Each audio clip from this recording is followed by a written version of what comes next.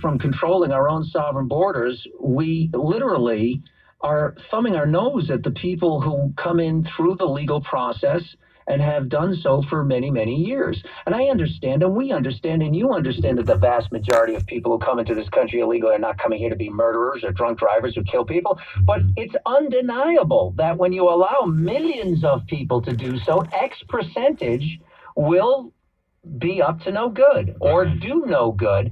And if we had border enforcement, it's not that we wouldn't have crime, it's not that we wouldn't have drunk driving accidents, but those crimes wouldn't happen. Right. It's pretty obvious. Definitely. That's how I feel. I feel like my son would have been here, if the border would have been enforced, if they would have had a wall, some kind of enforcement, because when he came over at 3 years old, that's why I tell people, I don't really care if they're 3 years old, they're babies, because they don't stay 3 years old. If he would stay 3 years old, yeah, no problem. Who'd be worried about a 3-year-old child? But he was 19 on his third gun charge and was shooting in houses, and you should just heard what he was doing in the community, and it's like, wow, it's not fair.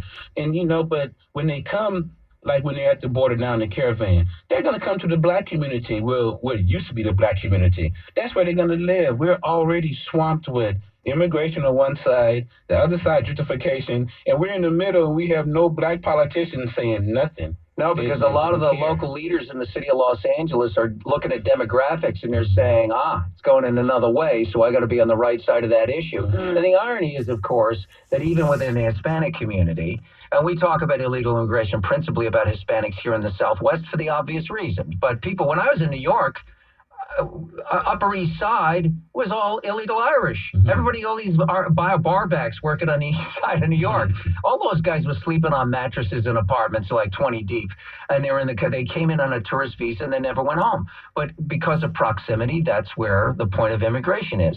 But the problem is solvable. The frustration is that the politics are in the way of it, and in the meanwhile, we've seen wages for working people go down. We've seen a housing crisis mushroom.